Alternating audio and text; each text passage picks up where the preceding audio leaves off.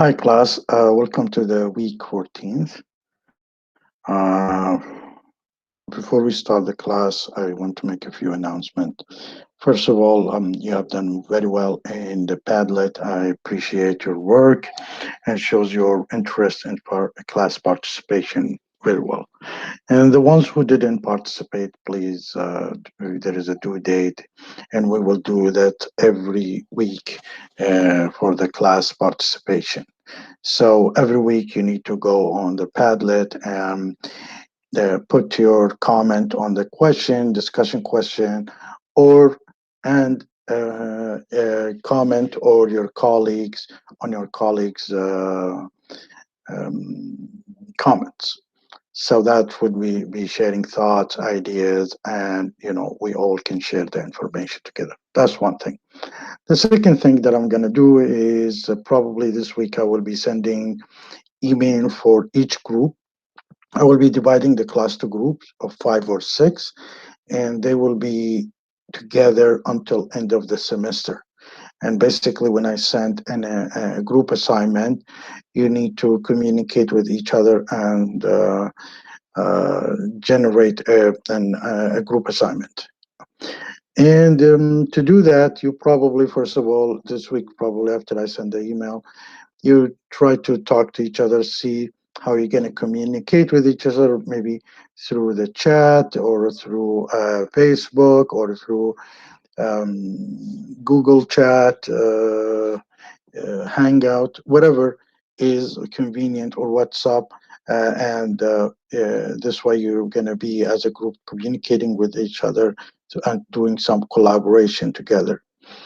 And when you send I will be posting the question, the assignment, and the way you send it is you have one person sent on behalf of the team, but you should always CC the rest of the team, and putting the names and the identification, like which class and the student numbers of everybody else.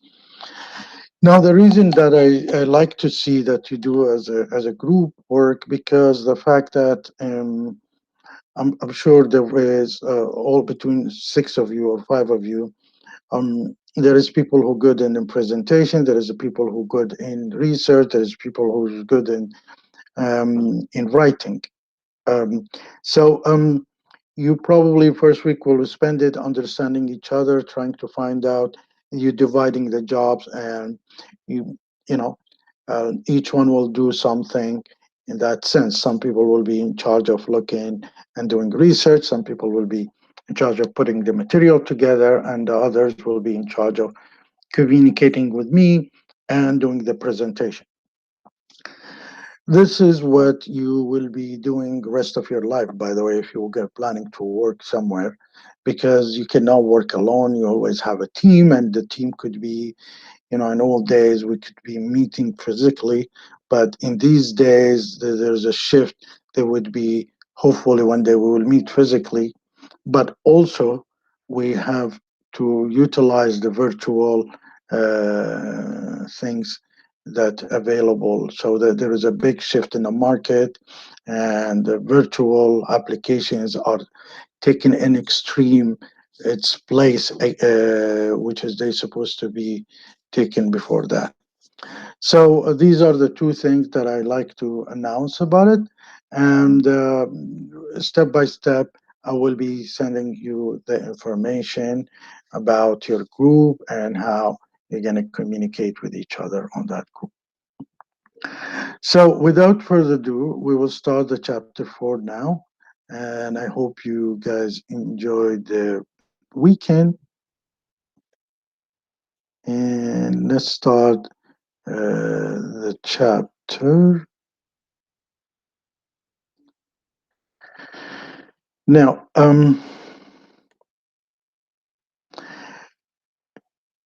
in this chapter, we'll talk about measuring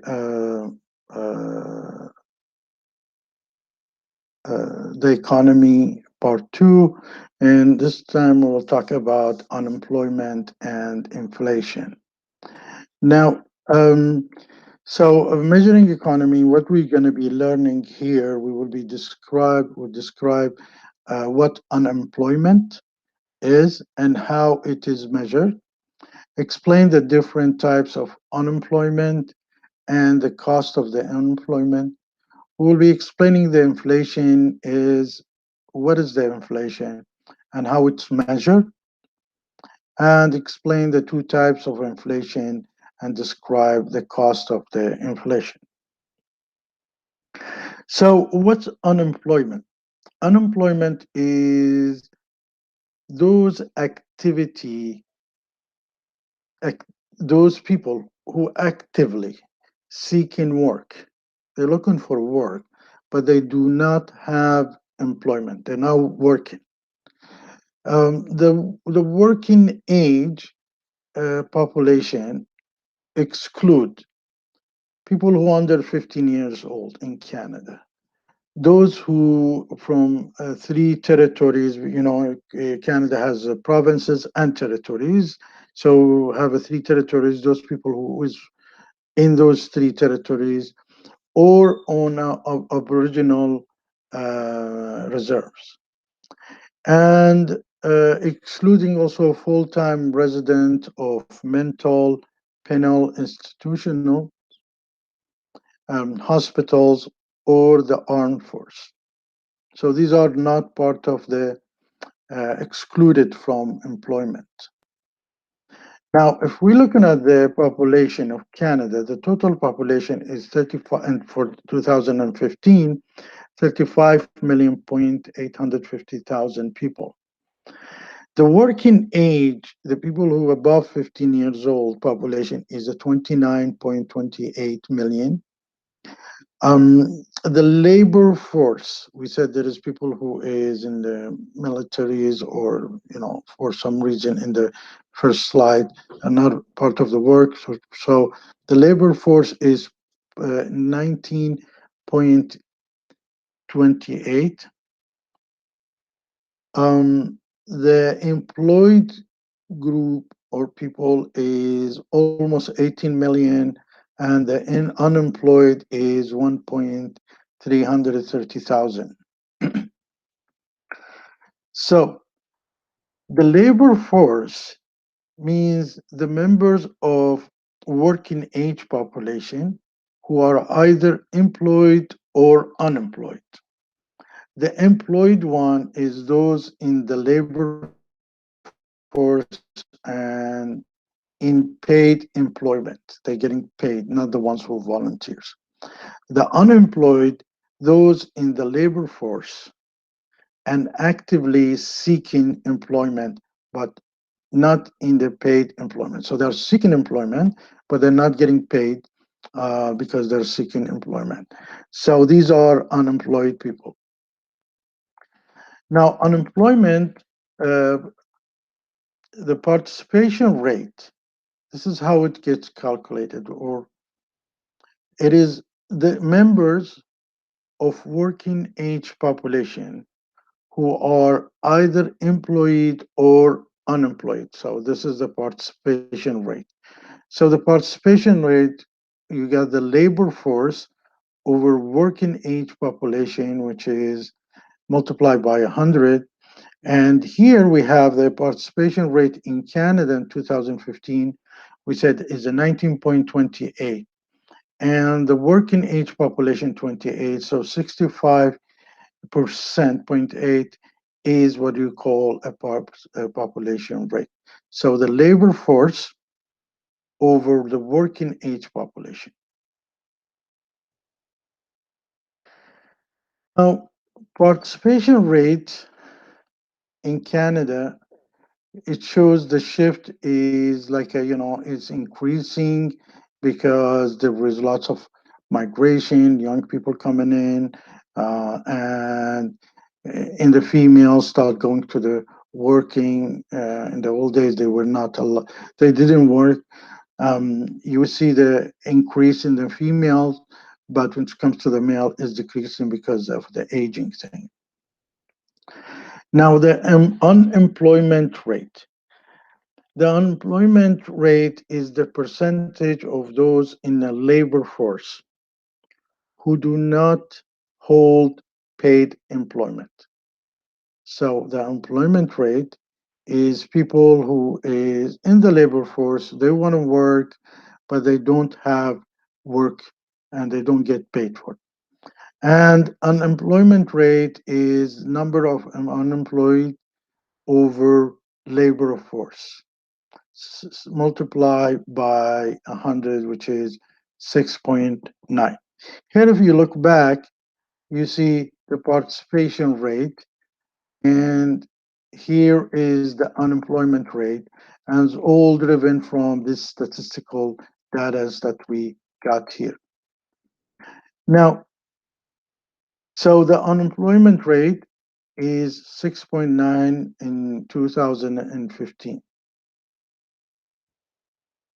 And it is, as you see, usually is being unemployment rate is being declining since 1990, and because of the booming and businesses, and you see maybe the males always on the top, but females are, so they look at the average of unemployment rate, which is, as we said, if you look at it here, you today 2015 6.9, which is here the 2015, the both for the both. Now, let's test our understanding. Let's say if there is a population of a city or a country is 20 million, and the working age population is 15 million. There's 15 million out of the 20 are working age, are in the age of being employed. The number of employed is 9 million. The unemployed is 1 million. So what's the size of labor force? To calculate the labor force is you do the employed, which is 9 million, plus unemployed. This is the 10 million labor force. Keep in mind, there is a people above the 15. There is some people don't work because they go to school or they because they're hospitalized or whatever the reason. Uh, so the labor force here is employed plus unemployed is 10 million. And what is the participation rate? Is you take the labor force, which is the 10 million, divided by the working age, which is 15 million people. So we have 10 million over 15 million, and the participation age is 66.7%.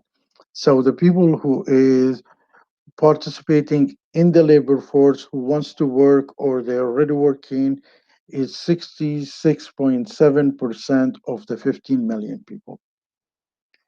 And the unemployment, as usual, is unemployed, which is 1 million over all the labor force, which is in every 10 people, there is one person is cannot find a job.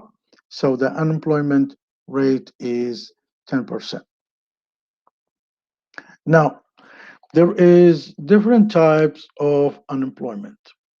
There's something called a frictional unemployment, which is unemployment caused by the time it takes for people to find their first job or move to the between job. So you heard people that they are between jobs, or you heard people they are looking for a job, first job.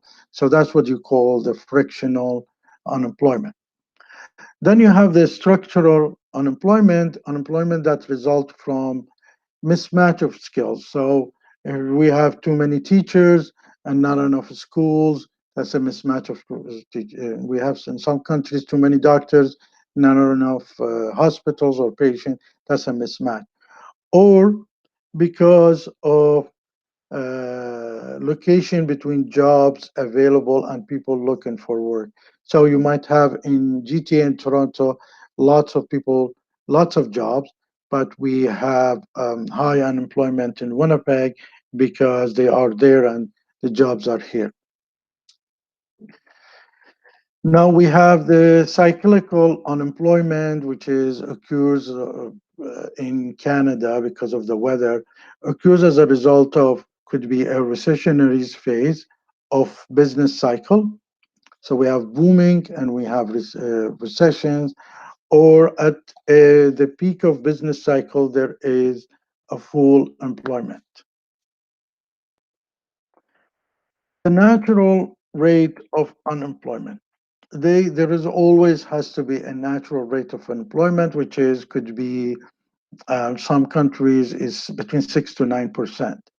Now, when there is no cycle of unemployment uh, and occurs when there is a full employment, can change as a result of this rate can be changing as a result of employment insurance benefit changes, goes high or low. It could be the average job search time changes. So people probably, we will talk about people who quit looking for a job and people who is already not looking for a job, they suddenly decide to look for a job.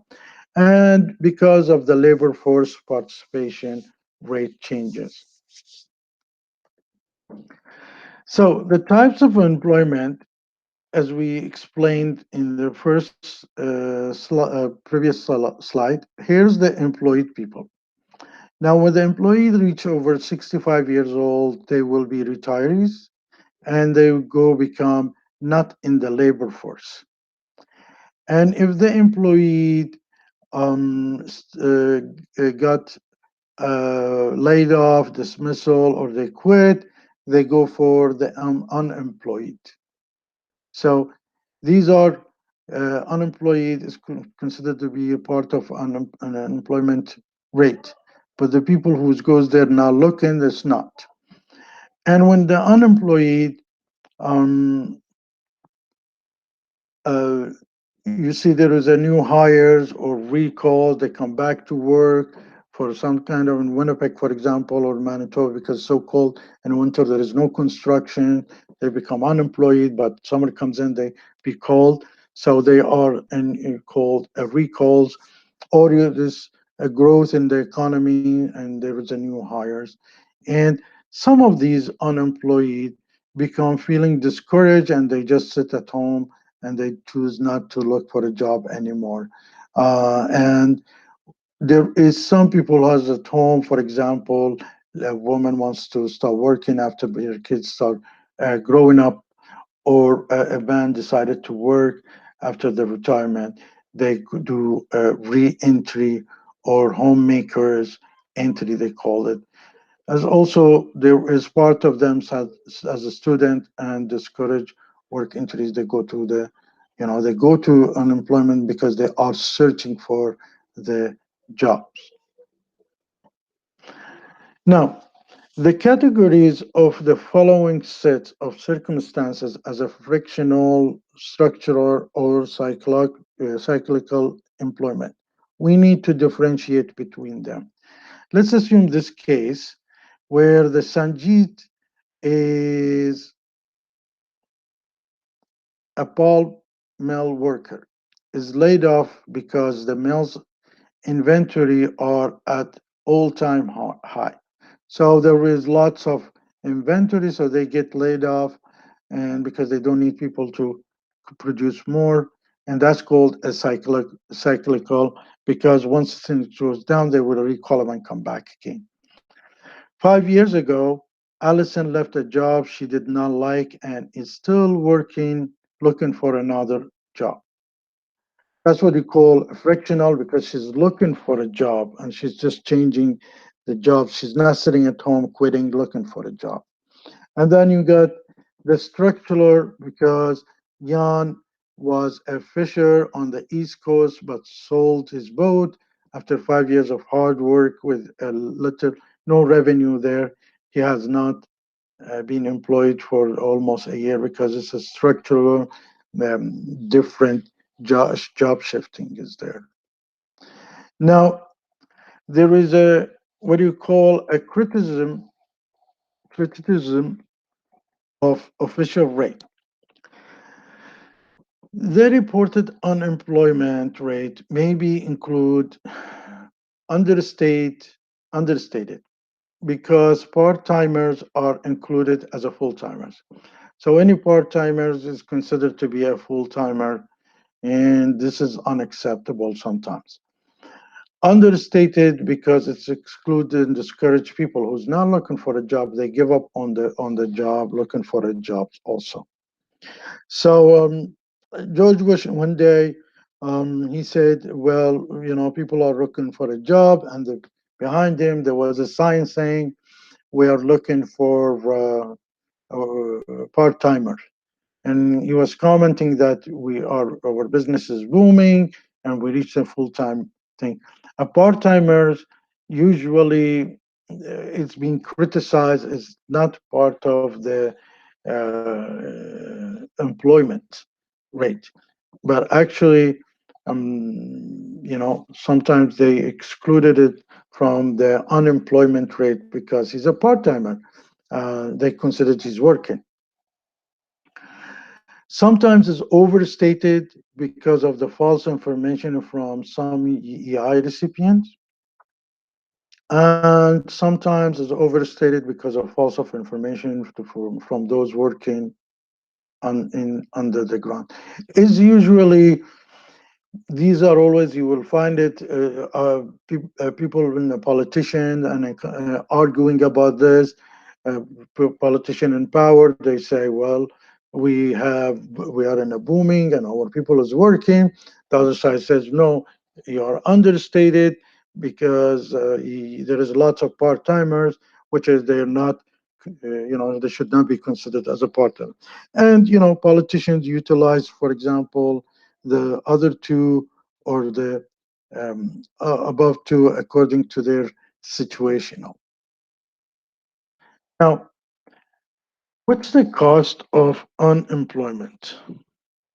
There is a cost of unemployment, and there is a GDP cap, which is a gross domestic product. The difference between the potential GDP and actual GDP is called the real or nominal actual GDP.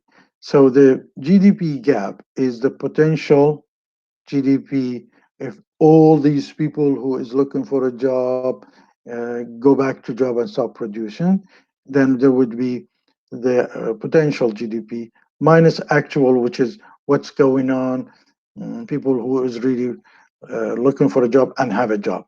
So the GDP gap is the potential GDP minus actual GDPs.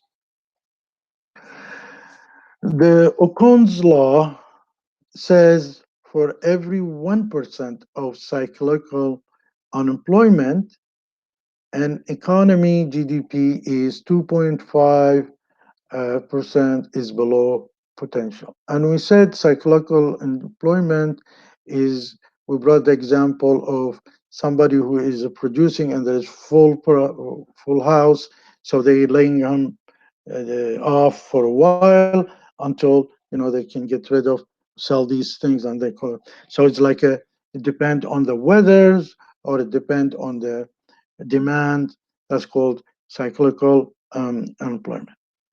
And it says for every 1% of cyclical unemployment, an economy GDP is 2.5% below the potential. So the GDP gap is 2.5 multiply the cyclical unemployment could be 1%, multiply the GDPs. So here what we have, the GDP gap is differently calculated than from here. And if we look, for example, giving the nature rate of unemployment, if we have 8%, an actual rate of is 10%. A real GDP is $8 billion. Calculate the potential gap, which is potential GDP, which is uh, here the real GDP. So the GDP gap is, we said, and every 1% will generate 2.5 percent gap, multiple the psychological unemployment, which is here is we said 8% minus 10, which is minus 2, but we are putting 2% here, the difference. And the GDP of the total real GDPs is 800 million. So the result is 4 million. So the potential gap is what's the actual gap, 800 million plus what is missing. So the potential gap is 800 million, which is what we are generating right now, and what we are missing is 40 million. So 840 billion dollars. That's a potential gap. If everybody is working and there is no psychological unemployment, you will have 840 billion dollars GDP. So that's the potential one. The real one right now, we have only 800 billion dollars. Now, inflation. Inflation is a persistent raise in the general level of prices. And it can be measured by a price index. So inflation is when the prices keeps going up and you notice that, especially one day you buy something and next day is more expensive. And that's what you call inflation. And mostly widely used for through the consumer price index or CPI and GDP deflators. So it could be widely used in these two. And but what's a CPI? A consumer price index is a measurement of average level of prices of goods and services that a typically Canadian family consume. Let's say bread, milk, rice, um, potatoes. These are a basket of goods and services that typically a Canadian consumes. So the CPI is a cost of basket in any given year, say this year, and cost of basket in the base year. So we have a base year, we always have a base year, say 3 years ago, and we compare it to this year and the year before it and the year before it. So this is where the base year, and we calculate this, the inflation. And we get the prices for this year or any given year, and we divide it on the base year is multiplied by percentage, which is 100. So the CPI is this way, is calculated. And when the CPI is calculated, then we subtract the indexed year 2 minus index year 1 over the index year and multiply by percentage. So the numbers is like this, and this is how we do a calculation of inflation. We get the CPI for any given year divided by CPI base year that we have in consideration, multiplied by 100, and we do the same a year after a year, you because you want to see the inflation in comparison of the previous year. So there is a year one, year two, and then that year two becomes a year one for the year two, divided on the year one, and shows you the the the differences, and this difference is multiplied by 100%. So if you have, let's say, only basket made of potatoes, and today is $10, and yesterday was $9, so $10 minus $9 divided by $9 and multiplied by 100, something like that. Now, the core inflation, we look at, said a basket, but this basket is excluded. It's not with the highly volatile prices, things that keeps going up and down, and does not really a good measures of inflation because keeps going up and down quickly, such as fruit and vegetable. You have the gas, you have the fuel oil, you have mortgage rate and tobacco. These are excluded from the basket, giving a better indication of underlying long-term inflation rate.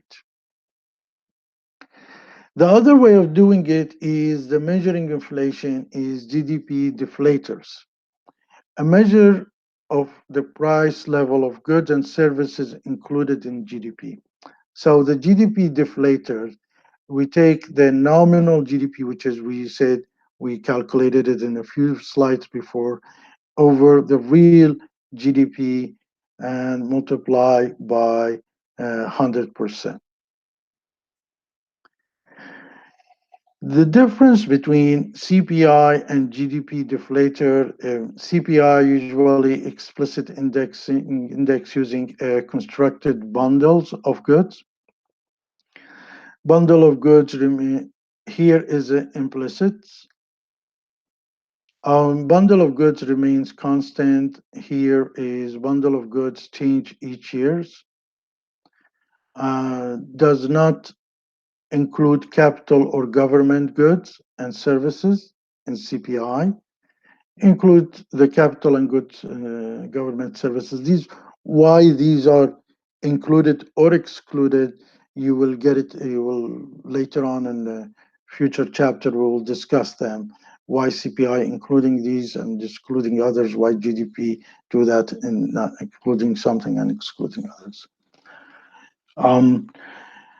Just to understand is I'd like you to do your calculation um, of this how we driven the GDP deflators here, and then I want you to look at how you do the calculate the real GDP per capita, giving numbers that we have in nominal GDP and real GDP here per capita, which is population.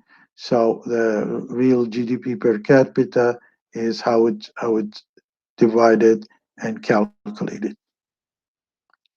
Now, these are only numbers that you can derive it by dividing number. Now, we have something called the nominal income and the real income. The nominal income is the present dollar value of a person income. So if I'm making 30,000, my nominal income is 30,000. If I'm making 100,000, my nominal income is 100,000. Now, the real income is the purchase power of income. That is the nominal income divided by the price level. And there is a lot of confusion in other countries when they see, like, for example, Canada's person makes 60 or 40 or $30,000. They say, wow, that's a lot. But actually, they're not doing a real income calculation. The the cost of living in Canada is very high. So that whatever you make in, your cost of living is still not it's high. So you'll not end up making a lot of money. Now, probably if you do some saving, and this saving means something in the third word, in the other word, which is cheap, but still the saving is not much nominal, not much recognized if it's not much in Canada, but could be somewhere else is very much. But the real income is really, it means the purchasing power, how much you're making and how much the expenses, the price index of that year is into consideration. So the real value in a year B, it comes when nominal value in a year A divided by the price index multiplied by the base itself. So it shows or a base year. So it could be your base year B or in year B or year C. So the real income, it shows your purchase power, your ability to do what you can buy. For example, with the $10, you can buy a lot in China or India. But in the $10 here in Canada, you just probably can get a meal in McDonald's. So let's see if you picked up this idea. The nominal GDP rose from $42 billion in 2060 to 45. So there is a $3 billion in, increase. During the same period, the inflation rate was 5%. Now, what percentage did the nominal GDP increase? This is straightforward. You have 45 over minus 42, the base year, divide by 42, the base year. So the increase is 7.14%. This is your nominal GDP. Now, the real GDP is different. The percentage in a real GDP equal the percentage change in nominal GDP, which is 7.14%, minus the inflation rate, which is we have 5%. So 7.2 minus 5% is a 2.2%. Many countries, they will see into the growth and the nominal GDP, and they forget that things is getting more expensive than the growth that they have, and that's put the country in trouble. But if they are real GDP increasing, is when the nominal GDP increase is much higher than the inflation rate. So there is something, the rule of 70s, and is about the estimates the time it will take for a figure to double up. Let's say I have $10, how long it takes me if I'm putting it in a bank or putting it somewhere that's going to be double up, giving certain percentage of the growth. And it is the number of years to double is equal with a 70, which is a rule of 70, sorry, rule of 70 over the growth rate. So if you, example, 100, you have $1,000 and you invested it at 10%, will be double up in 70 over 10%. So your 1,000 becomes 2,000 in 7 years, because you have the rule of 70 divided by the growth. The growth is 10%, so 70 divided by is 7 years. Now, if the inflation rate is 7%, how long it will take for a price to develop? You see there, it said, we said 10% the inflation rate, and 7%, how long it takes us to develop the price. So we have 70 divided by percentage of growth, which is it's a 7. So it takes 10 years to have your money, your for the price to become a double. In this case, we looked at take a figure to double the value giving of the certain percentage in growth, and this is how it gets calculated. Now, the cost of inflation. Inflation, when things goes expensive, more expensive, there is a cost in it. And there is something called the redistributive cost, and there is something called output cost. The redistributive cost, when a costs which are shifted from one group in society to another group. So let's say suddenly an increase in building material goes high. The people who build houses, what they will do, they will increase the price of the the house that they built. So there is a shift from one group in society to another society. A merchant is selling vegetables, and these prices of he's buying it at $10, but then it becomes and more expensive at $12. He still needs to make, say, certain percentage, so he increased the price on the consumer. So there is a shift happening, which is a redistributive of cost. The another thing is what you call the output cost, which is loss of output resulting from inflation. And when the prices goes up, sometimes people are stop producing these things because they are seeing it more expensive, and the output it low. The other thing is the lower investment and lower net of export. So if there is inflation, what will happen is people will be less doing investment because the price of the money after 1 year it goes down. So they rather to consume it than they're putting it there, because after 1 year the value of the money that you invested it will be worth less. And also because the prices goes high, your edge of exporting it will be also uh,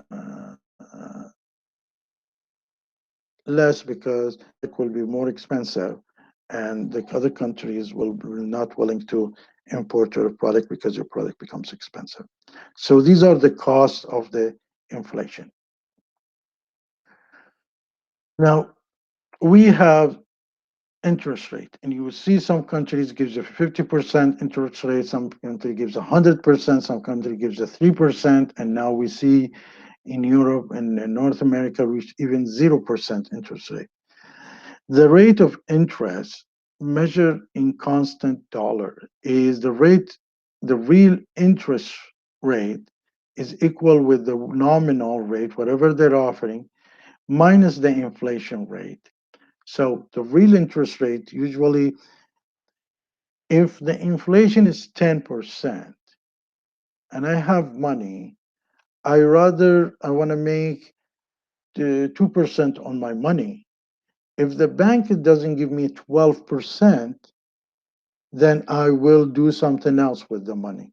So the nominal rate is the bank giving me a 12% minus the real inflation rate, which is the CPI, the prices goes by 10% every year, and the bank giving me 12%. So if I'm putting my money in the bank, the end of the year, I will get a real interest rate, which is only 2%, because the 12 minus 10 is 2%. Now, as example, if you borrowed a sum of money from 1 year at a nominal rate of interest 11%, and during the same year the inflation rate was 4%, what real rate of interest did you pay? The real rate is because you borrowed at 11%, and uh, uh, and the inflation is 4%. You are here, you are borrowing, you're not depositing money. So really, you are uh, enjoying this inflation in a way. So nominal rate is 11%, and minus 4 is 7%. Now we have a different type causing the inflation, or called types of inflation. Once the demand pull inflation, which is if there is a high demand for goods and services exceed the economic capacity to produce. Let's say I have 10 units to sell and there is a 12 unit demanded. I will increase the price for my 10 units because I know people will willing to pay for it. That's what you call demand pull inflation, when the people who are demanding things are willing to pay higher prices. And then you have the cost pull inflation, which is caused by increase in the cost of production. So I'm bringing oil to produce, do a transportation, and suddenly the price of the oil gas goes up. I have to increase the price of the ticket. So that's cost push inflation, which is caused by an increase in the cost of production or in a profit level. So it could be the cost itself, or somebody in the middle of supply, they want to make more profit. And that's with the effect being on the supplier, the price goes higher. Include wage push, salaries goes high, or the profit push, or import push inflation. More import because you want, pay more for these products, or wage push, the government decide to increase the minimum wage, or somebody, a businessman, wants to make more profit in the middle. So we reached to the end of the chapter, and the key concept that you need to remember is what unemployment and how it's measured, the different types of unemployment, the cost of employment, what inflation and how is it measured, and you need to know the cost of the inflation, what costs us if the prices keeps going down up, and what two types of inflation, which is demand and supply, part of it. So here we finish chapter 4, and really wish you a good luck. And hopefully by this week, I will send you your a group names, and you start communicating with the group, getting ready for the group assignment. Bye bye.